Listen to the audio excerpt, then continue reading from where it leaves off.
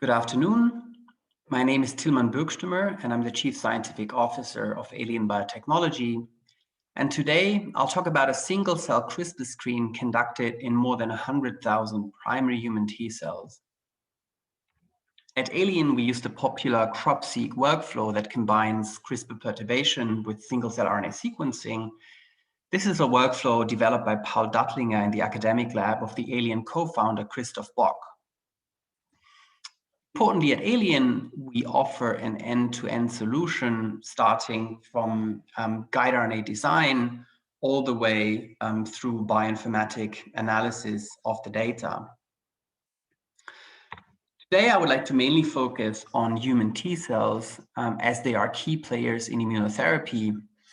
On the one hand, they are the targets of immune checkpoint inhibition, and on the other hand, there is a lot of excitement about chimeric antigen receptor therapy.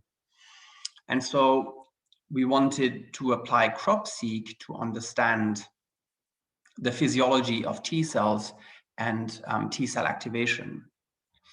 And so we ran an experiment in more than 100,000 primary human T cells. The experiment has two conditions. One is unactivated cells, and the other one is cells activated with dynabeads for 12 days. We perturbed a set of 42 genes with 188 guide RNAs, and we read out the consequences of that by targeted single-cell RNA sequencing, focusing on a set of 300 marker genes. Now, as you appreciate from the plot on the right, we have about 10% of the cells in the experiment pertaining to the unactivated condition, and about 90% of the cells pertain to the activated condition. And the transcriptomic signature we read allows us to nicely separate those two conditions. Next, we asked, what are the main immune cell types that were present in the experiment? And as we did a prior enrichment for pan-T cells, the great majority of the cells present in the experiment were either CD4 or CD8 positive T cells. We have a small proportion of NK cells and other cells in the experiment.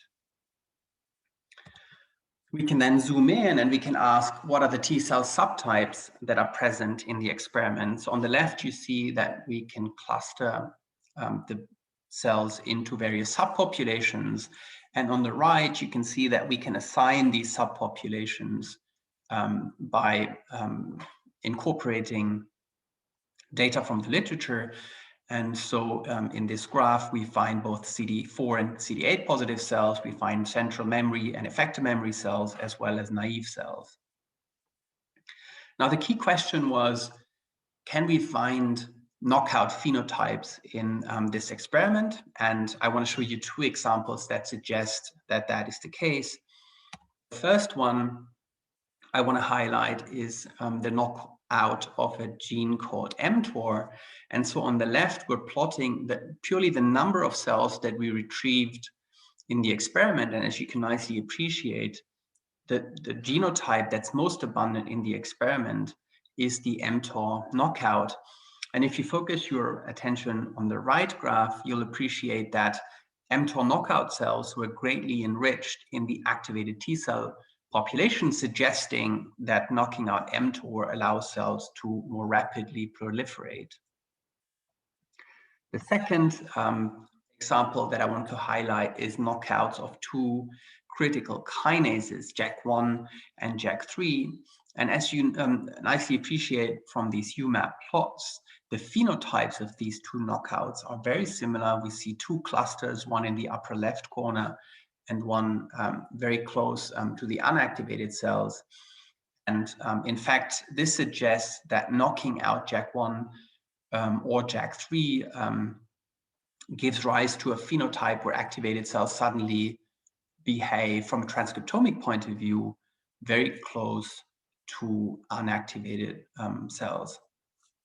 And so this is in agreement with published literature. I'm just showing you a few examples suggesting that we recapitulate known phenotypes in this experiment. I'm already at my conclusion slide.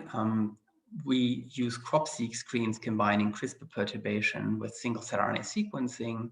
And we really believe that single-cell RNA sequencing is required so that we can work in complex biological models such as primary human T cells, and the data shown today suggests that these T cells can be transduced with Cas9 in a guide RNA library, and that the data produced in these experiments recapitulate known phenotypes. I would also like to highlight that Alien is looking for partners and clients that wish to engage on this platform and wish to run their own experiments in primary human T cells, but also in other cells. So if you're interested, please reach out to me under tb@alien.bio. I would also like to thank the entire team, both the team in the lab at Alien, but also our scientific advisory board, including Christoph Bock and Jason Moffat.